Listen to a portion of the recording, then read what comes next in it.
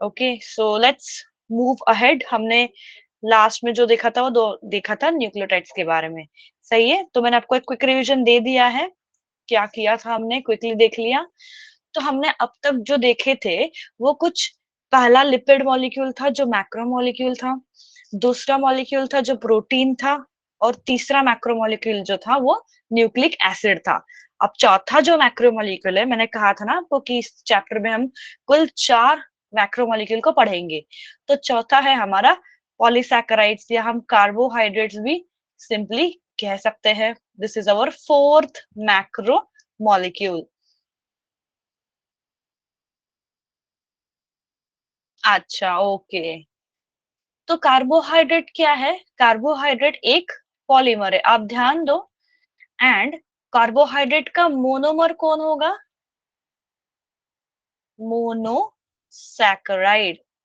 जैसे हमने अब तक क्या पढ़ा बच्चों की, प्रोटीन का मोनोमर कौन था? Amino acid. न्यूक्लिक एसिड का मोनोमर कौन था, मतलब उसको बनाने वाला? न्यूक्लियोटाइड। वैसे ही कार्बोहाइड्रेट्स को कौन बनाता है? मोनोसैकेराइड।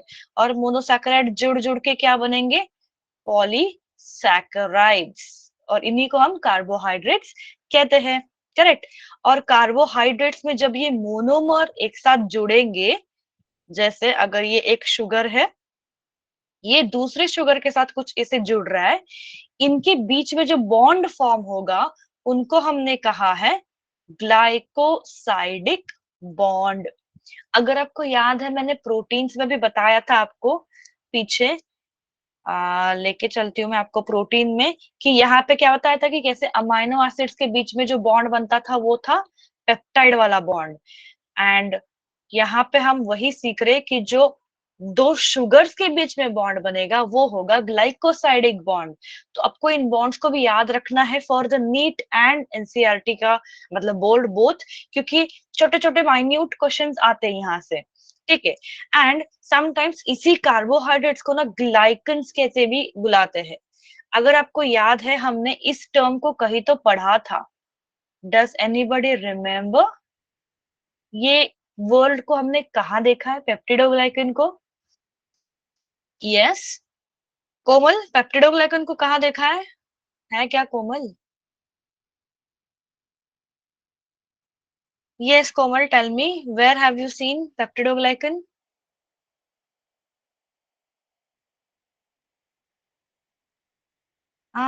रेड alga नहीं, बिमला। पेप्टिडोग्लाइकन को हमने देखा है बैक्टीरिया के सेल वॉल में,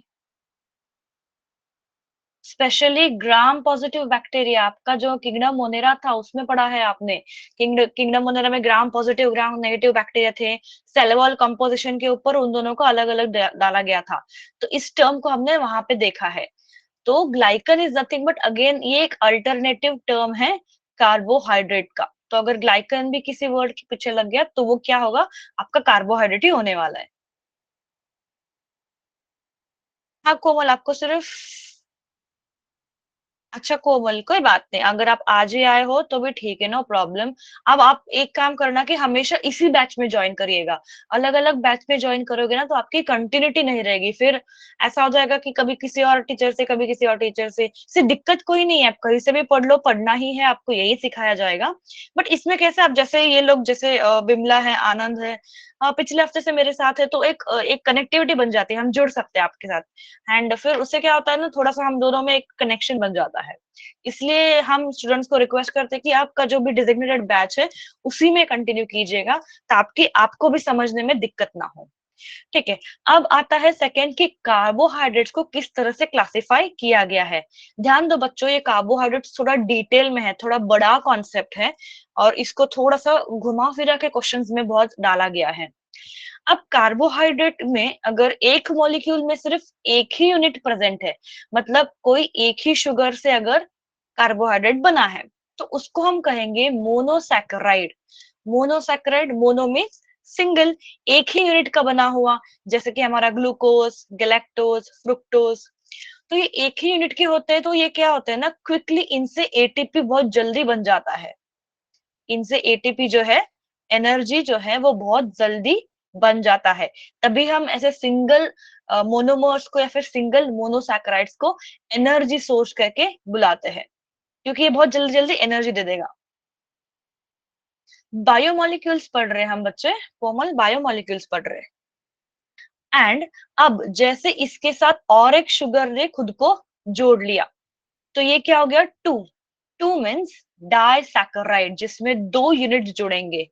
जनरली क्या होता है, जब प्लांट्स अगर फोटोसिंथेसिस कर रहे हो, तो लीफ जो है वो मेन एरिया है जहां पे फोटोसिंथेसिस होता है।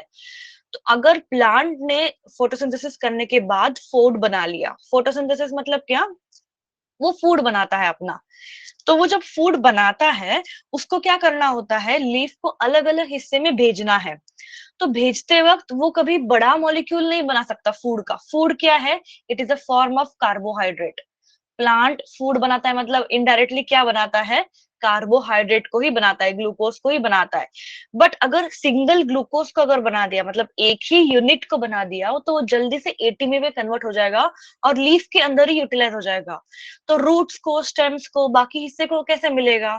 तो जनरली क्या होता है ना, फिर ये स्टोरेज फॉर्म जो होता है, ट्रांसपोर्ट फॉर्म, वो दो दो यूनिट्स के बनते हैं। एक यूनिट का ना बन के दो दो यूनिट्स को, जो उससे क्या हो जाएगा, प्लांट से उसको निकाल के दूसरी तरफ फ्लोएम के थ्रू, फ्लोएम जो है वो फूड वेस्कुलर बंडल है, जाइलम एंड फ्लोएम, याद है ना आपको। तो फ्लोएम के थ्रू उसको ट्रांसपोर्ट किया जाएगा दूसरी दूसरे जगह पे। अब उसको हम अगर अपने क्वेश्चन पूछा कि मैम हम मोनोसैकेराइड में क्यों नहीं कर सकते, तो मैंने अभी वही रीजन बताया कि वो जनरली क्या हो जाएगा, फिर ये मोनोसैकेराइड जल्दी से एटीपी बन जाएगा। तो फिर हम आगे ट्रांसपोर्ट करने से पहले उसका यूज हो गया, है ना। जैसे मैंने कुछ ऑर्डर कर लिया है और वो स्विगी वाले ने बीच में खाना खा लिया अपना, है ना, तो मैं इतना बल्क ऑर्डर कर लूंगी कि वो अकेला खा भी नहीं पाएगा, समथिंग लाइक दैट। ठीक है। तो जैसे फॉर एग्जांपल है लैक्टोज, सुक्रोज, माल्टोज। तो यहाँ पे डाइसैकेराइड मतलब कभी ये ग्लूकोज प्लस गैलेक्टोज बनाते हैं, या कभी ग्लूकोज प्लस फ्रुक्टोज, मतलब ऐसे दो, ये दो दो जब यूनिट जुड़ेंगे तब बनेगा डाइसैकेराइड। एंड सबसे लास्ट वाला क्लासिफिकेशन है जो है पॉली, जिसमें दो से ज्यादा मॉलिक्यूल जुड़ के बड़ा हेवी वाला फॉर्म बनता है। और जनरली ये फॉर्म होते हैं स्टोरेज वाले।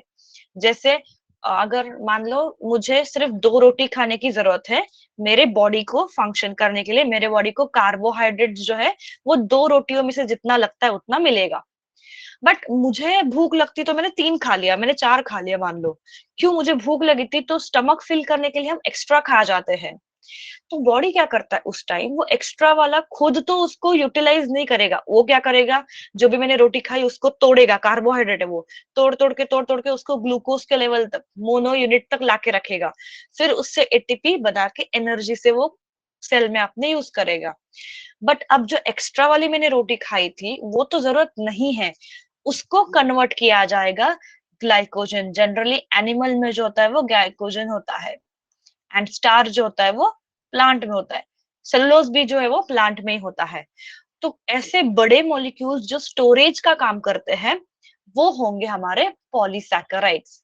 तो स्टोरेज कब काम में आएंगे, जैसे मुझे भूख लगी है और मुझे खाने को कुछ नहीं मिला, तब क्या होगा, ये जो स्टार्च, अभी प्लांट्स की तो नहीं, सपोज मैं खुद की बात कर रही हूँ, एनिमल की, तो मेरे बॉडी में जो ग्लाइकोजन इकट्ठा हुआ है उसको फिर तोड़ तोड़ के उससे देन ग्लूकोज बनाया जाएगा, एंड ग्लूकोज से फिर एनर्जी बनाई जाएगी। तो कुछ ऐसे प्रोसेसेस चलते हैं, सेम प्लांट में भी स्टार्च को तोड़ मोड़ के उससे ग्लूकोज बना के फिर वहां से एनर्जी ली जाएगी। तो इसको हम कहते हैं स्टोरेज। जैसे हम भी एक महीने का राशन डाल के रखते हैं घर में मान लो, है ना, क्यों डाला है, उससे हम धीरे धीरे धीरे फूड को यूटिलाइज करते रहेंगे। तो उसी को हम कहते हैं पॉलीसैकेराइड। इतना क्लियर कि कार्बोहाइड्रेट्स क्या है, तीन अलग अलग क्लासिफिकेशन में है। मोनोसैकेराइड सिंगल यूनिट वाला जो जल्दी से इंस्टेंट एनर्जी देता है, डाइसैकेराइड जो ट्रांसपोर्ट वाला फॉर्म करता है जिसमें दो मोनोमर्स होते हैं, दो मोनोसैकेराइड जुड़ के एक डाइसैकेराइड बनेगा, नाम में ही लिखा है डाई, एंड ये जनरली ट्रांसपोर्ट के लिए है। एंड पॉलीसैकेराइड जिसमें दो से ज्यादा, 8, 10, 20, 50, पता नहीं कितने भी हो सकते हैं, डिपेंड की कौन सा मॉलिक्यूल है। तो उतने बड़े मॉलिक्यूल का काम होता है एनर्जी को पकड़ के रखना, स्टोर रखना, जब भी जरूरत हो तो वो उसको तोड़ा जाएगा एंजाइम्स के थ्रू से, और उससे एनर्जी लेके काम चलाया जाएगा। तो ऐसे है हमारे तीन क्लासिफिकेशन। ये हो गया उनके फंक्शंस के ऊपर, क्लासिफिकेशन जो था वो उनके फंक्शंस के ऊपर था। अब जो आएगा वो आएगा टाइप्स की, कितने टाइप के होते हैं। जैसे आपको याद है हमने कहा था कि प्रोटीन क्या है, हेट्रोपॉलीमर है, होमोपॉलीमर है। What is protein? Yes, protein is a heteropolymer या होमोपॉलीमर बच्चों? Anybody remembers? Yes Hardeep, that is correct. Yes Bimla, heteropolymer है, मतलब अलग अलग अमीनो एसिड से बना है। अब मजे की बात कार्बोहाइड्रेट में यह है कि कार्बोहाइड्रेट होमो भी है, हेट्रो भी है, मतलब उसमें एक एक सेम ही यूनिट से भी पूरा एक मॉलिक्यूल बनता है। कभी कभी अलग अलग मोनोमर्स या फिर अलग अलग मोनोसैकेराइड से भी एक पॉलीमर बनता है। तो जब एक ही टाइप का मोनोसैकेराइड यूज हुआ हो किसी मॉलिक्यूल को बनाने के लिए, किसी कार्बोहाइड्रेट को, जैसे एग्जाम्पल में यहाँ पे हम सेलुलोज को ले रहे, तो उसको हम कहेंगे होमोपॉलीसैकेराइड। तो सेलुलोज बना किससे है? ग्लूकोज से। तो बहुत सारे ऐसे ग्लूकोज मॉलिक्यूल जो है वो जुड़ते गए हैं, एंड इनसे एक पूरा, अभी तो मैंने 4 निकाला, ऐसे बहुत होंगे, एक सेलुलोज मॉलिक्यूल जो पॉलीसैकेराइड है वो बना। कहाँ पे मिलता है सेलुलोज? प्लांट के सेल वॉल में। अब हेट्रो में क्या होगा? जिसमें more than one type of monosaccharide, जैसे हाइलुरोनिक एसिड। अच्छा, ये नाम किसी ने सुना है क्या? Any females in the group? बहुत बार कोई एक प्रोडक्ट है यार जिसमें वो कहते हैं कि हाइलुरोनिक एसिड का सीरम होता है। हाइलुरोनिक एसिड क्या है? एक्चुअली वो एक पॉलीसैकेराइड है जो 2 अलग चीजों से बना है। एक तो ग्लूकुरोनिक एसिड, दूसरा एन एसिटिल ग्लूकोज अमाइन, मतलब डी ग्लूकुरोनिक एसिड। ये एक monomer plus N acetyl ग्लूको amine, ये दूसरा मोनोमर। ऐसे 2 अलग अलग मोनोमर्स जब एक साथ जुड़ते गए जुड़ते गए जुड़ते गए, बड़ा होके उन्होंने बनाया हाइलुरोनिक एसिड। और ये जनरली पाया है एनिमल्स के स्किन में या फिर कनेक्टिव टिश्यू में। लैक्मे का है क्या बिमला? मुझे लगा लॉरियल का है कि वो हाइलुरोनिक एसिड का कुछ दिखा रहे। सो देखो वो कहाँ पाया जाता है? स्किन में पाया जाता है। तो शायद वो एडवर्टाइज सही है, वो वर्क कर रहा होगा। हाइलुरोनिक एसिड जो भी है। ओके, सो ट्राई मत कीजिएगा, मुझे नहीं पता, मैंने कभी ट्राई नहीं किया है। तो ये क्या था? टाइप्स ऑफ पॉलीसैकेराइड था, उनके केमिकल स्ट्रक्चर के ऊपर था।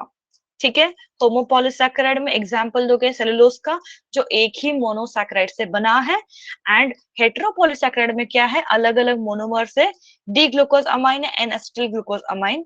इतना याद नहीं रह रहा है तो एटलीस्ट हाइलुरोनिक एसिड को तो याद रखो, एटलीस्ट उसका नाम तो लिख के आना एग्जाम्पल में हाइलुरोनिक एसिड का।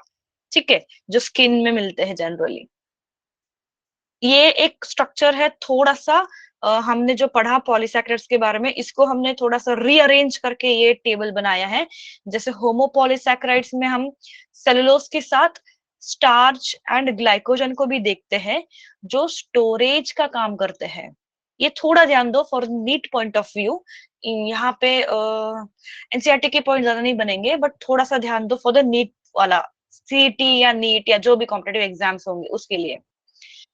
तो होमोपॉलीसैकेराइड्स को बच्चे उनके फंक्शन के हिसाब से हम उनको ऐसे बोल सकते हैं कि कुछ है जो स्टोरेज का काम करेंगे, कुछ है जो स्ट्रक्चरल, जैसे सेल वॉल में होते हैं।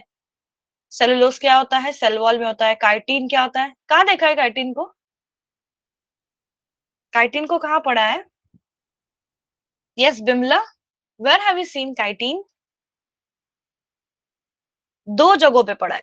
2 ऐसे एग्जांपल्स चाहिए मुझे काइटिन के। हाँ, फंगी और एक फंगाई तो एनिमल में नहीं आता है, एनिमल्स में।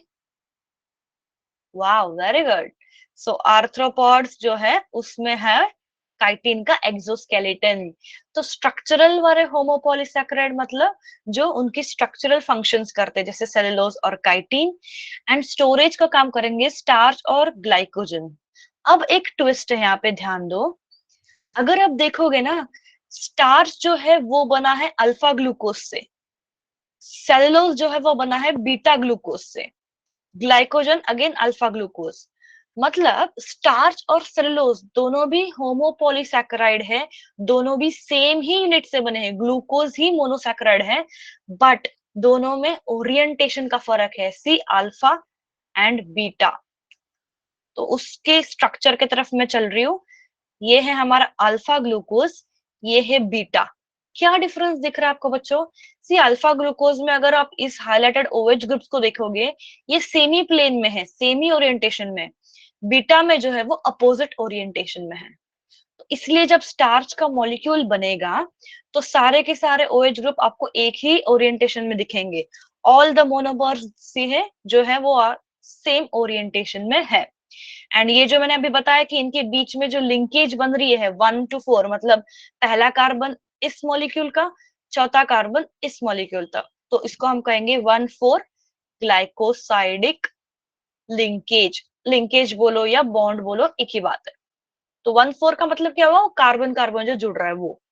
बट सेलुलोज में देखो कैसे उल्टा है, और यहाँ पे लग भी कैसे रहे हैं, एक OH ग्रुप यहाँ पे लग रहा है तो दूसरे में रिवर्स होके, मतलब एक का अगर ऐसा है तो दूसरे में उल्टा लग रहा है।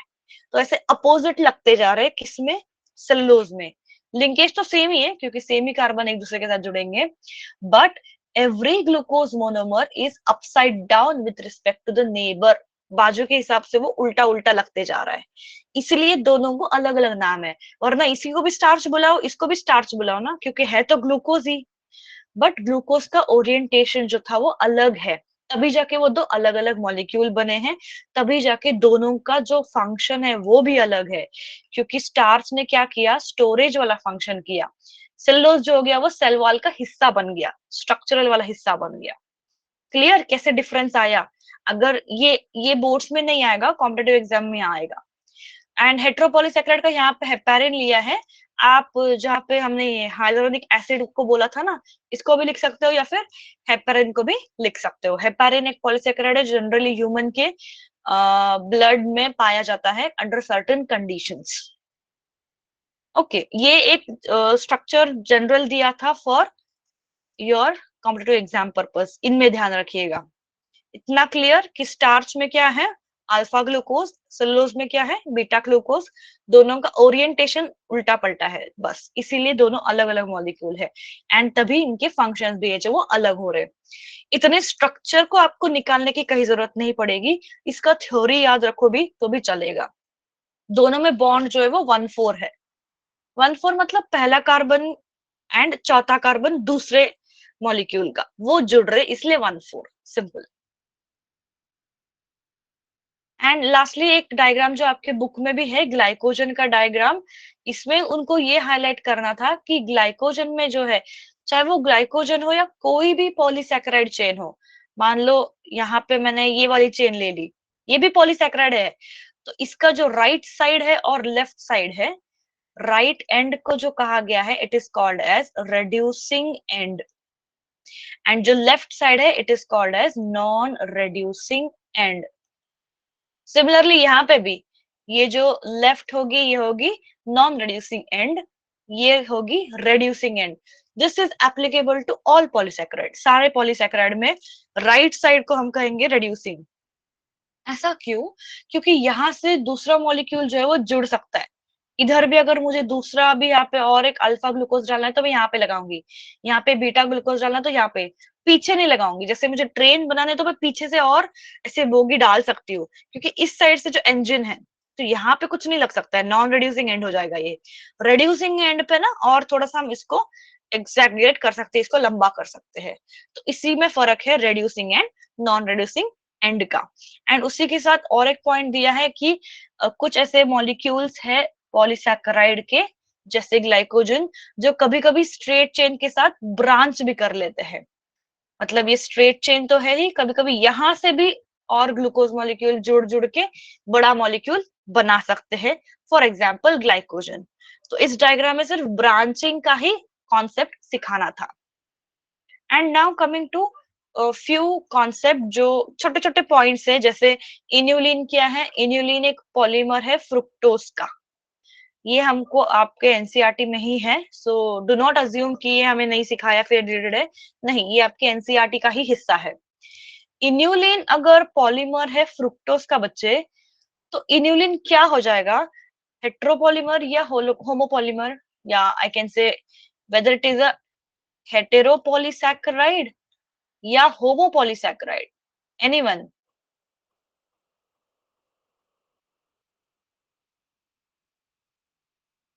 गुड। सो इन्युलिन क्या है? होमोपॉलीसैकेराइड है, और उसका मोनोसैकेराइड कौन है? फ्रुक्टोज।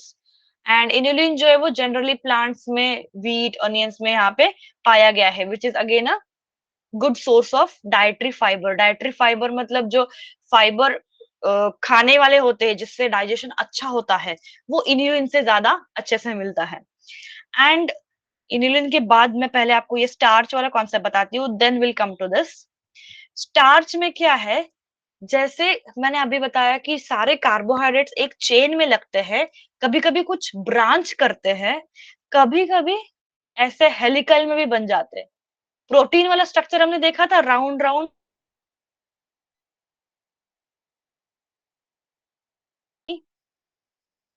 इसके वजह से क्या होता है कि यहाँ पे आयोडीन जल्दी से बाइंड हो सकता है, एंड जब स्टार्च आयोडीन को बाइंड करेगा तब वो ब्लू कलर देगा। ये कैपेसिटी हेलिकल फॉर्म में आने की, हेलिकल वाला स्ट्रक्चर दिखाने की सिर्फ स्टार्च के पास है, सेलुलोज के पास नहीं, क्योंकि दोनों भी ग्लूकोज से बने हैं, है ना। बट याद है स्टार्च क्या था? सेम वाले मोनोमर थे, उनके पास सेम ओरिएंटेशन का मोनोमर था, इसलिए वो इमिडिएटली हेलिकल स्ट्रक्चर बन गया। बट यहाँ पे जो ओरिएंटेशन था वो उल्टा था ऑलरेडी, तो इसलिए सेलुलोज जो है वो हेलिकल स्ट्रक्चर नहीं बना सकता, आयोडीन के साथ वो नहीं रिएक्ट कर सकता, तभी वो कभी भी जब आप टेस्ट करोगे आयोडीन का कलर चेंज वो नहीं दिखाएगा। सो ये था आयोडीन एंड स्टार्च का कॉम्बिनेशन। एंड एक छोटा सा concept before we end polysaccharide, कि व्हाट आर कॉम्प्लेक्स पॉलीसैकेराइड। अब हमने अब तक सिर्फ देखा फ्रुक्टोज को, ग्लूकोज को, गैलेक्टोज को। कभी कभी ये ग्लूकोज जो है, इसके साथ और एक अगर ग्रुप जुड़ गया, कोई भी एक्स्ट्रा अमाइनो ग्रुप, जब हम उसको कहेंगे glucose amine, N acetyl galactose amine, तब क्या हो गया है कि शुगर को और एक एक्स्ट्रा ग्रुप लग गया है। ऐसे वाले शुगर्स को कॉम्प्लेक्स शुगर कहा गया है। ये कहा देखा हमने, गैलेक्टोज अमाइन और ग्लूकोज अमाइन। अभी हाइलोरोनिक एसिड देखा था हमने, हाइलोरोनिक एसिड में डी एसिटिल ग्लूकोसामाइन था, तो वो क्या था? ऐसा शुगर जिसके ऊपर एक मॉडिफाइड ग्रुप लगा दिया है, तो वो थोड़ा सा कॉम्प्लेक्स बन गया स्ट्रक्चर, तभी उनको कॉम्प्लेक्स पॉलीसैकेराइड बनाया है। तो यहाँ पे आप काइटिन का भी एग्जांपल दे सकते हो, या फिर जैसे हमने हाइलोरोनिक एसिड देखा ना, हेट्रोपॉलीमर, उसका भी एग्जांपल दे सकते हो। ठीक है, यहाँ तक सब क्लियर? पॉलीसैकेराइड्स मतलब कार्बोहाइड्रेट्स को हमने देखा, इनमें जो बॉन्ड होता है वो होता है ग्लाइकोसाइडिक बॉन्ड, जनरली इनको ग्लाइकन्स भी कहते हैं। देन फंक्शंस के हिसाब से कि कार्बोहाइड्रेट्स को मोनो, डाई एंड पॉली में डाला गया है। मोनो मतलब एक एक यूनिट वाले, डाई मतलब जो जनरली 2 यूनिट से बने हैं और ट्रांसपोर्ट में यूज किए हैं, पॉली मतलब मेनी यूनिट्स, बहुत सारे मोनोसैकेराइड जुड़ के जब स्टोरेज का फॉर्म बनाते हैं। देन हमने होमो एंड हेट्रोपॉलीसैकेराइड्स को देखा। फिर यहाँ पे हमने देखा कि कैसे होमोपॉलीसैकेराइड्स में ही कुछ स्टोरेज का काम और कुछ स्ट्रक्चरल काम करते हैं। एंड स्टोरेज एंड स्ट्रक्चरल में जैसे स्टार्च एंड सेलुलोज दोनों भी बना है ग्लूकोज से, बट उनका ओरिएंटेशन यहाँ पे अलग अलग देखा हमने। एंड ये ब्रांचिंग वाला कॉन्सेप्ट देखा, फॉर एग्जाम्पल ये दिखाया है हमने ग्लाइकोजन के बारे में। एंड हाँ, ये reducing and non reducing and ना भूलिएगा, यहाँ से भी मनी टाइम्स क्वेश्चन बनते हैं। एंड लास्टली ये छोटे छोटे हमने एक एक पॉइंट्स देखे इन्युलिन के बारे में, complex polysaccharide and starch and iodine का कॉम्बिनेशन। अगर यहाँ तक क्लियर है तो मैं आगे चल रही हूँ। Everyone, carbohydrates clear, types of polysaccharide, mono di, tri, heteropolymer, homopolymer, inulin वाला कॉन्सेप्ट, स्टार्च एंड सेलुलोज वाला कॉन्सेप्ट, इजी है। आप एक बार, मैं क्या करती हूँ, जैसे हमारा एक क्लास हो जाएगा ना, इस पीपीटी को जैसे यहाँ तक हुआ है हमारा, वहां तक इसको मैं आपके ग्रुप में भेज दूंगी। 49 एंड 50 ग्रुप है ना आपका, तो उसमें डाल दूंगी, तो आप क्या करना, इसको एक बार पढ़ लेना। Yes, everybody clear to here? हाँ ना? सो रहे हो तो उठ जाओ, चाय पी रहे हो तो हमें भी पिला दो। Okay, thank you Hardeep. अब ये जो कॉन्सेप्ट है कि nature of bond linking monomers in a polymer, ये आपने पहले ही पढ़ा है, जैसे मैंने कुछ कुछ बताया है इसके भी पॉइंट्स। मतलब इसमें क्या पढ़ाया है कि कैसे मोनोमर जुड़ जुड़ के पॉलीमर बनाते हैं और उनमें कौन सा अलग अलग टाइप का बॉन्ड्स बनने वाला है। अगर आप ही को देखना है ना कि आपको पता है या नहीं, तो यू कैन टेल मी कि प्रोटीन क्या है? पॉलीमर। प्रोटीन को बनाने वाला कौन है? Amino acid. अब जब बहुत सारे अमाइनो एसिड जुड़ते जाएंगे, उनके बीच में कौन सा बॉन्ड था? Peptide bond. अब न्यूक्लिक एसिड का ठीक है, उसका थोड़ा नहीं पता रहेगा आपको, बता दूंगी मैं। लिपिड्स के बीच में अगर याद है आपको, लिपिड्स के बीच में ईस्टर बॉन्ड बन रहा था, lipid and fatty acid and glycerol जब बन रहा था। देन अभी हमने क्या देखा? Polysaccharide, carbohydrates. कार्बोहाइड्रेट्स में कौन से बॉन्ड बन रहे हैं? जब कार्बोहाइड्रेट्स के मोनोमर्स, जिसको हम कहते हैं मोनोसैकेराइड्स, वो जब जुड़ रहे तो कौन सा बॉन्ड बना रहे हैं? Yes, which bond is formed in monosaccharides? Glycosidic bond. And glycosidic bond अलग अलग होते हैं, जैसे 1,4, 2,6, 1,6। तो ये नंबर्स आएंगे, इसका मतलब होगा कि पहले कार्बन कार्बन कौन सा जुड़ रहा है, उसके ऊपर उसका नाम गिरा है। ठीक है, तो वही चीज है ऐसी, peptide bond, glycosidic bond, ester bond and ये है फॉस्फोडाइस्टर बॉन्ड। तो इसी को हम फिर से पढ़ रहे हैं इन शॉर्ट। हमने थोड़ा बहुत तो पढ़ लिया है, बट मैं आपको फिर से दिखा रही हूँ कि देखो पेप्टाइड बॉन्ड क्या है, प्रोटीन्स में बनता है, linked by a peptide bond. थोड़ा सा जूम करके दिखाया मैंने इस इमेज को। सी, ये पहला अमाइनो एसिड, ये दूसरा है ना, C double bond O R H, C double bond O H R H. Amino acid का अगर याद है आपका स्ट्रक्चर, याद है या निकाल के बताओ आप लोगों को, डू यू रिमेम्बर? ऐसा था। ये दूसरा अमाइनो एसिड, सपोज ये पहला है, ये दूसरा है, इनके बीच में क्या हो जाएगा? ये ओ एच और यहाँ का एच हट जाएगा H2O से, एंड ये CO एंड ये NH बनाएगा CONH। सी, CONH माने पेप्टाइड बॉन्ड। इजी, सी, सेम ही चीज है। ग्लाइकोसाइडिक बॉन्ड कार्बोहाइड्रेट्स में आते हैं, इंडिविजुअल मोनोसैकेराइड्स जो जुड़ते हैं। यहाँ पे भी क्या होने वाला है? डिहाइड्रेशन हो रहा है, मतलब एक वाटर मॉलिक्यूल निकल रहा है यहाँ से और यहाँ से, तब जाके 1 to 2। अब 1 to 2 मतलब क्या? इसका सेकंड, इसका फर्स्ट। सेम ही चीज है यहाँ पे भी, वही हमने टेबल फॉर्म में लिया है कि 2 कार्बन एटम्स जो होते हैं उनसे बना है एंड डिहाइड्रेशन से बनता है। पेप्टाइड बॉन्ड में भी डिहाइड्रेशन हो रहा था, सॉरी यहाँ पे भी डिहाइड्रेशन हो रहा है। Ester bond generally fatty acids and lipids में भी पाए जाते हैं एंड अब न्यूक्लिक एसिड्स में भी पाया जाएगा। अब यहाँ पे ध्यान दो, ये थोड़ा सा आपको कंफ्यूजिंग होगा। सी, मैं आपको निकाल के बता रही हूँ अब। सपोज, अच्छा, पहली बात, न्यूक्लियोटाइड में क्या क्या चीजें आती हैं? मैंने पहले भी कहा था न्यूक्लियोटाइड को भूलना नहीं है, इसके बारे में बहुत पढ़ेंगे हम। Yes, what are the things coming under nucleotide बच्चों?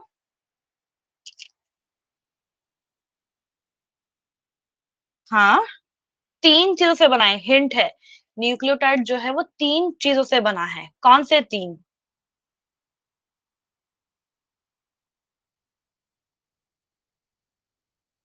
Very good. So nitrogen base, sugar, phosphate. Now coming back to the figure, ये क्या है? टी मतलब कौन सा बेस? थाइमीन। जी मतलब गोनिन। एगटक आपको सिखाया था, याद है? एगटक मतलब adenine, guanine, thymine, uracil, cytosine. Nitrogen base, purines and pyrimidines। Please don't tell me कि मैम हम भूल गए। A and G, T U C, एगटक ऐसे याद रख सकते हो आप। ठीक है, तो यहाँ पे बताने का क्या है कि सपोज, ध्यान दो कि ये बॉन्ड कैसे बन रहा है। ये एक शुगर है, राइबोस शुगर होता है ना, डीएनए हो या आरएनए हो, इसके यहाँ पे क्या है? कोई भी बेस लगेगा, जैसे यहाँ पे लग गया एडेनाइन। सिर्फ शुगर और बेस लगता है तो हम क्या कहते हैं? न्यूक्लियोसाइड। अब जब इसके ऊपर लगता है फॉस्फेट, तब हम कहेंगे न्यूक्लियोटाइड। अब हमको न्यूक्लियोटाइड को जोड़ जोड़ के डीएनए या फिर आरएनए को बनाना है। तो जब ये एक न्यूक्लियोटाइड दूसरे के साथ जुड़ने जाएगा, तो वो कुछ इस तरह से जुड़ेगा। ये दूसरा वाला न्यूक्लियोटाइड और ये उसका थाइमिन ले लो, चलो बेस। तो ये है सेकेंड न्यूक्लियोटाइड, ये है फर्स्ट न्यूक्लियोटाइड। इसके ऊपर भी यहाँ पे अगर जुड़ना है तो कुछ ऐसा स्ट्रक्चर बनेगा फिर से। एंड देन यहाँ से उसका फॉस्फेट, यहाँ से उसका बेस। तो अब क्या हुआ, अगर आप देखोगे फॉस्फेट ने कहाँ कहाँ बॉन्ड बनाया, इस फॉस्फेट में पहले वाले न्यूक्लियोटाइड के साथ बॉन्ड बनाया और सेकेंड वाले न्यूक्लियोटाइड के साथ भी बॉन्ड बनाया है। तो कुछ वैसा ही हो रहा है इसमें भी। सी, ये है मेरा पहला न्यूक्लियोटाइड, ये है दूसरा, ये पहले का फॉस्फेट है। इसने क्या किया, इसके साथ भी जुड़ा है और ये इसके साथ भी जुड़ा है। ये दोनों तरफ भी ईस्टर बॉन्ड ही बना रहा है। तभी हम इसको क्या कहेंगे, यहाँ पे डाई ईस्टर। इसको हम क्या कहेंगे, डाई ईस्टर 2। और कौन बना रहा है, फॉस्फेट, इसलिए फॉस्फोडाईस्टर बॉन्ड, जो कहाँ बनते हैं, न्यूक्लियोटाइड्स के बीच में। Yes, so I hope this is also clear.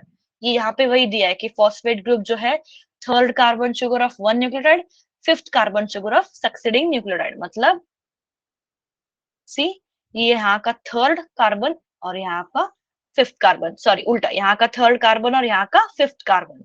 तो ऐसे नीचे नीचे नीचे वो क्या होते जाएंगे, एड ऑन होते जाएंगे। क्लियर, बॉन्ड्स क्लियर बच्चे, सबको क्लियर है।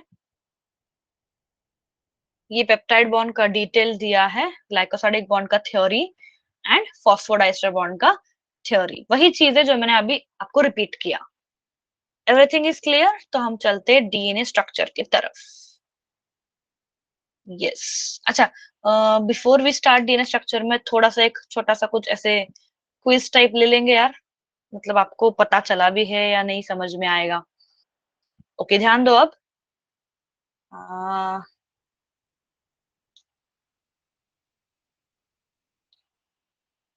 Please pay attention.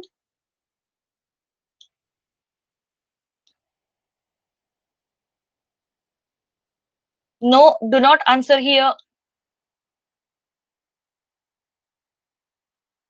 मैं पोल भेजने वाली हूँ। बिफोर हम, इसके पहले कि हम आगे वाले कॉन्सेप्ट की तरफ चले, थोड़ा सा देख लेते कि आपको कितना याद है। एंड जिसको भी नहीं समझा हो वो अभी ही मुझे बताएंगे, ताकि मुझे पता चले कि आपको कितना समझ में आया है। Okay, sending you the poll, not answer me in the group.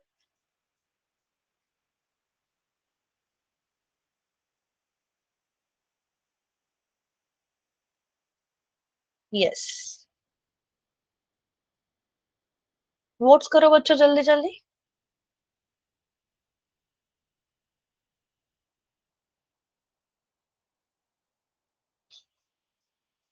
Okay, काफी रैंडम से वोट है। ठीक है, सेकंड क्वेश्चन को हम बनाते हैं।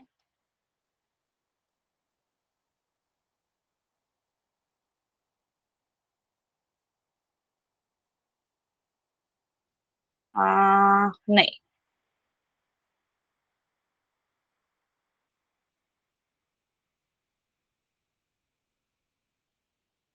ओफो, क्या हो रहा है मेरे साथ। Okay, so second question is about starch and cellulose का डिफरेंस।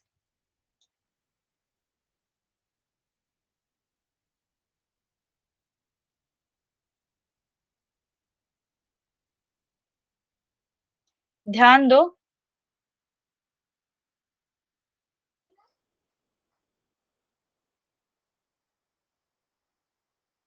कोई भी अगर ऑप्शन समझ में नहीं आया तो please ask me.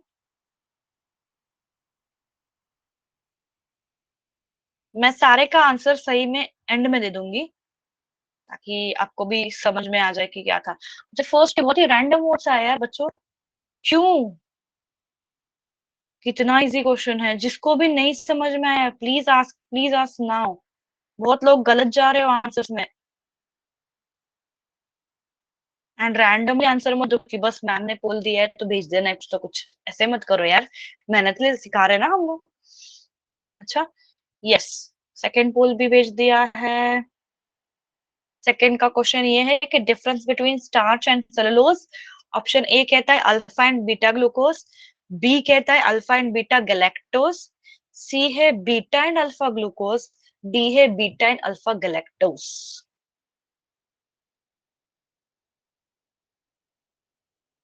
Keep voting quickly.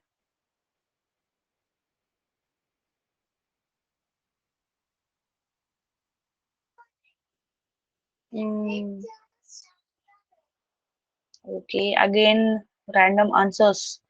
ठीक है, अब मुझे यहाँ पे बताओ कि किसने किसने फर्स्ट क्वेश्चन को गलत किया, क्योंकि इसका सही आंसर जो है वो आएगा कि कार्बोहाइड्रेट्स आर बोथ, होमोपॉलीमर भी है हेट्रोपॉलीमर भी है। बट मुझे ए और बी को भी वोट्स मिले हैं। आप में से ऐसा कोई है जिनको अभी भी ये समझ में नहीं आया कि हमने उनको बोथ क्यों कहा? क्योंकि दोनों भी चीजों से बनता है, वो कभी कभी सेम मोनोसैकेराइड से भी बनते हैं कार्बोहाइड्रेट्स, जैसे हमारे स्टार्च सेलुलोज। कभी कभी अलग अलग चीजों से भी बनते हैं, जैसे हाइलोनिक एसिड हो गया, हेपारिन हो गया, काइटिन हो गया। इसलिए बोथ आंसर यहाँ पे सही जाएगा। अब difference between starch and glucose, ये ऑप्शन जो है वो इसका सही है। तो अज्यूमिंग कि आपको सब आ रहा है, एक लास्ट क्वेश्चन ओ कर लेते हैं हम, देन चलेंगे बहुत ही इंटरेस्टिंग टॉपिक की तरफ।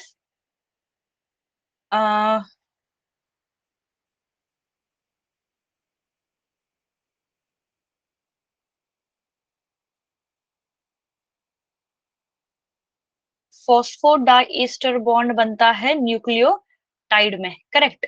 तो फॉस्फोडाइस्टर बॉन्ड कौन से वाले कार्बन में बनता है? First and fourth carbon, question ध्यान से सुनो। Second, third and fourth carbon, कार्बोंड हो गया है वो, इट्स कार्बन।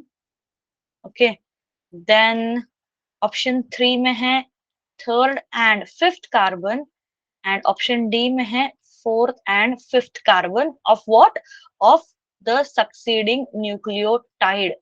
ध्यान से मुझे इसको आंसर कीजिएगा, डू नॉट हरी, मैंने ये अभी ही आपको बताया था। So I will send it, please do not hurry, recall and write the answer. नहीं आ रहा है, ask me now, random answer ना दो, क्योंकि आप वोट गलत करोगे ना, उससे यही पता चलेगा कि मैम, मतलब मैम को, मतलब मुझे ये पता चलेगा कि आपको ये समझा नहीं है। ओके, यस,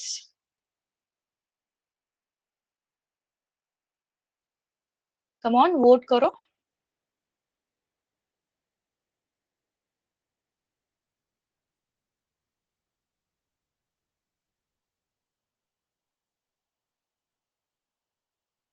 हम्म, ओके, अगेन मिक्स्ड वोट्स है।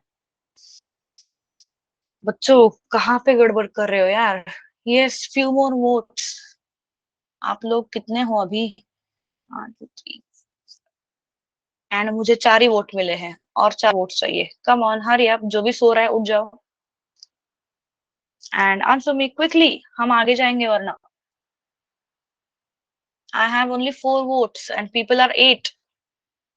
बाकी लोग जिसने नहीं किया, गौरव, कोमल, क्रांति, मुस्कान, सानिया, तनु।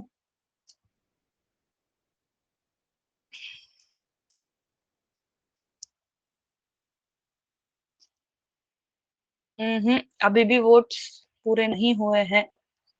सानिया ने किया, मुस्कान ने किया, हरदीप, गौरव किया। सी बच्चों मेरे लिए ना करो यार, खुद के लिए कर दो, ऐसा ना करो। It's for your, yes. ठीक है, अगेन बहुत मिक्स है यार, मतलब मैं खुश नहीं हूँ इससे। ऐसा क्यों हो रहा है आप लोगों के साथ?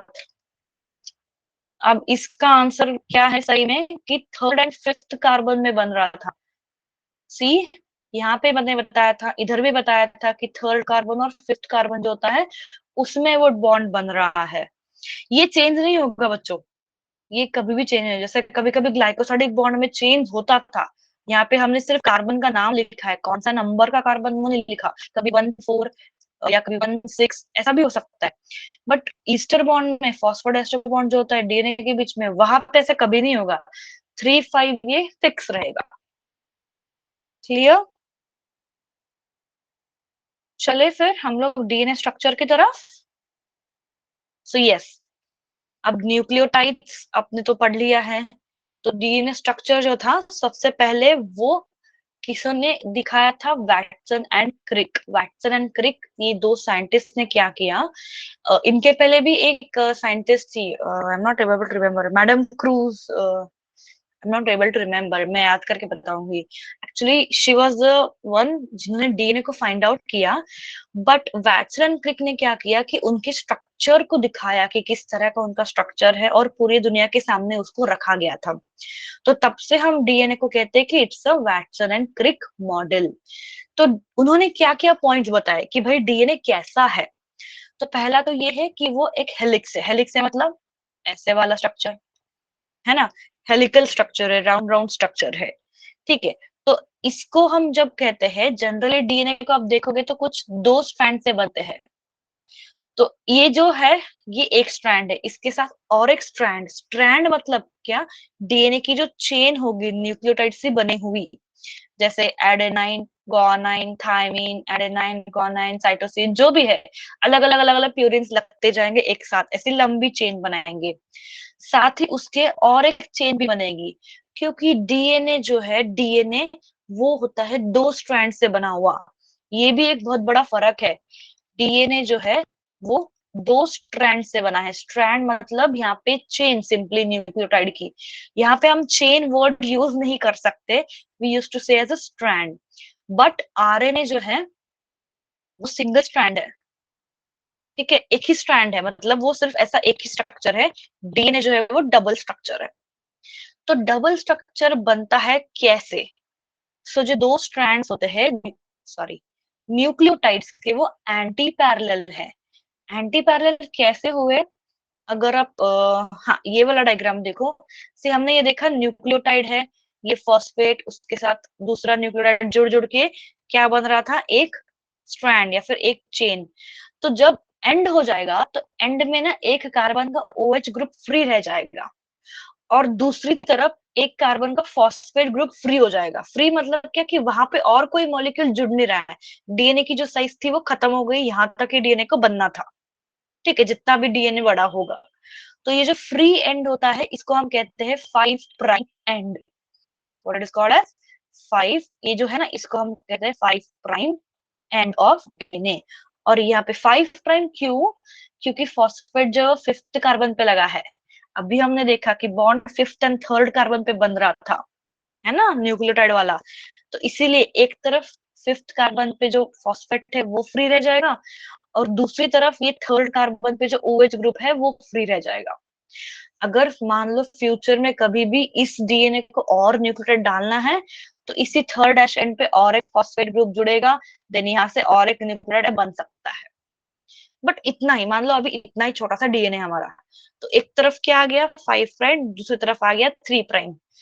अब जो कि डीएनए दो स्ट्रैंड से बना है, तो अगर ये एक स्ट्रैंड है, यहाँ पे 5 और यहाँ पे 3, दूसरी स्ट्रैंड उसके उल्टे डायरेक्शन में लगेगी। यहाँ पे आएगा 3, यहाँ पे आएगा 5। ऐसा क्यों हुआ? क्योंकि इन दोनों को जोड़ने का जो काम करते हैं, वो करते हैं हमारे बेसिस।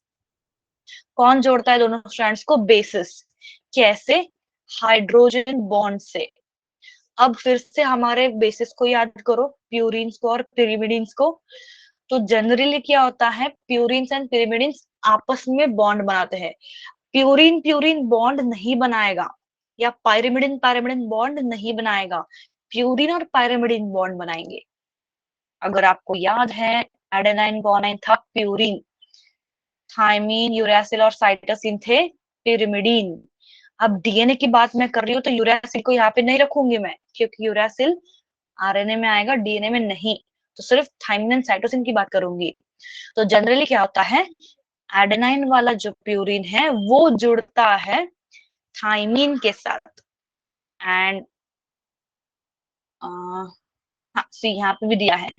एडेनाइन जो है वो जुड़ता है थायमिन के साथ, गुआनाइन जो है वो जुड़ता है साइटोसिन के साथ। सो अब यहाँ पे और एक चीज ध्यान दोगे कि किस तरह का बॉन्ड बन रहा है। एडेनाइन और थायमिन के बीच में है डबल बॉन्ड, गुआनाइन और साइटोसिन के बीच में ट्रिपल बॉन्ड। ये भी बहुत जरूरी है, बहुत डिटेल सी बात है ये। Coming back, C cytosine and guanine के बीच में triple bond, adenine and thymine के बीच में डबल बॉन्ड। तो यही चीज है, कैसे शुगर फॉस्फेट चेन बनाता है, नाइट्रोजन बेसिस कैसे है। तो आपको ये डीएनए स्ट्रक्चर समझ में आ गया कि कैसे डीएनए स्ट्रक्चर बना। Adenine pairs with T and guanine pairs with C. और पीछे जो है ये वाला स्ट्रक्चर थोड़ा अलग पेन से बता देती हूँ मैं। ये वाला स्ट्रक्चर क्या है, this is a phosphodiester bond, है ना। ये फॉस्फेट ग्रुप है, ये ईस्टर बॉन्ड है, इसलिए हम इसको क्या कहेंगे, फॉस्फोडाइस्टर बॉन्ड जो है उसका बैकबोन है डीएनए स्ट्रक्चर का। सी यहाँ पे भी सेम चीज है, फर्स्ट स्ट्रैंड जो है 5 to 3 prime direction, second strand जो है वो 3 to 5 prime direction. Phosphate and जो है फिफ्थ वाले कार्बन पे ही रहता है, इसलिए it is always on the 5 dash. OH group हमेशा 3 डैश एंड पे रहता है।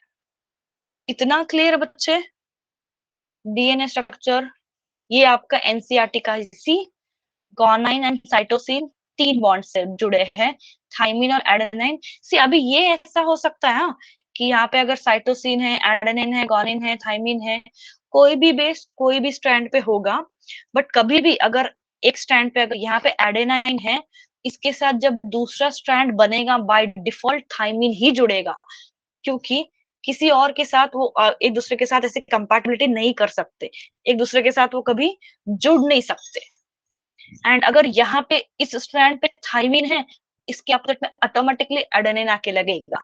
यहाँ पे साइटोसिन है तो यहाँ पे गुआनिन, तो कभी ऐसे रिपीट होता है। तो अब जब आपको मैंने ऐसा अगर क्वेश्चन दे दिया, सपोज मेरा ऐसा क्वेश्चन है, ये है 5 प्राइम टू 3 प्राइम एंड, और कुछ ऐसा मेरा है एक स्ट्रैंड, तो इसके अपोजिट डीएनए स्ट्रैंड का ओरिएंटेशन होगा 3 प्राइम टू 5 प्राइम। एंड के अपोजिट क्या क्या बेस लगेंगे, ए के अपोजिट लगेगा टी, क्योंकि इनकी पेयरिंग ऐसे ही होगी, और ए और टी डबल बॉन्ड से पेयर होंगे। टी के अपोजिट ए, अब 2 बार सी सी है इसलिए जी जी, जी है तो सी, टी है तो ए है तो टी। समझे, ऐसा बना हमारा डीएनए। ये तो स्ट्रेट है, ये बाद में हेलिकल हो जाएगा। अब 3 प्राइम एंड है, मतलब यहाँ पे एक ओएच ग्रुप फ्री है, यहाँ पे भी ओएच ग्रुप फ्री है, यहाँ पे फॉस्फेट है, यहाँ पे फॉस्फेट है। तो जनरली 5 प्राइम पे जो फॉस्फेट है वहां पे हम चेन को और आगे बढ़ा नहीं सकते। मतलब अगर डीएनए को मुझे आगे लंबा करना है तो यहाँ पे मैं दूसरा बेस डाल सकती हूँ, मान लो यहाँ पे थाइमिन डाल दिया, यहाँ से नहीं डाल पाऊंगी, सॉरी, यहाँ से नहीं डाल पाऊंगी। That is the quality you can say of the DNA. यहाँ तक ही रुकेंगे हम, क्योंकि आपको एक क्लास में बहुत कुछ हो जाएगा। हमने पॉलीसैकेराइड्स को देखे, बॉन्ड्स को देखा, और डीएनए स्ट्रक्चर को देखा।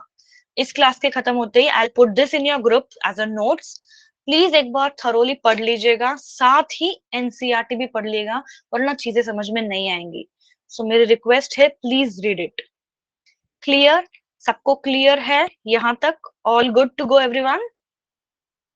Yes, okay. डीएनए स्ट्रक्चर थोड़ा कंफ्यूजिंग है, एक बार फिर से पढ़ लो, आपको याद हो जाएगा। क्योंकि ये एक ऐसी चीज है ना, एक बार रट लोगे ना तो कायम दिमाग में, ऐसे फॉर एवर दिमाग में हो जाती है। मेरे साथ तो ऐसे हुआ है, हमने इसको 12th में पढ़ा था। एक बार पढ़ लोगे, ये आपके दिमाग में फॉर एवर के लिए बैठ जाएगी। एडेनाइन गुआनाइन जो है प्यूरिन से एडेनाइन पेयर करेगा थाइमिन से, गुआनाइन पेयर करेगा साइटोसिन से, और दोनों में एक में डबल बॉन्ड है तो एक में ट्रिपल बॉन्ड है। और डीएनए स्ट्रक्चर हेलिकल है, एंटी पैरेलल स्ट्रैंड से, ओरिएंटेशन उनका अलग अलग है, उल्टा है, तभी वो ऐसा राउंड स्ट्रक्चर बना सकते हैं। और जो उनका पीछे का बैकबोन है वो फॉस्फोडाइस्टर बॉन्ड है, जो न्यूक्लियोटाइड्स को जोड़े रखता है। Yes, all clear? We will stop here then. अगले क्लास में मिलेंगे, जो आपका सेकेंड हाफ एंजाइम्स के बारे में है, उसके बारे में। ठीक है, अगर कोई भी डाउट नहीं है तो you can leave the class. If any doubt, you can stay back and ask me.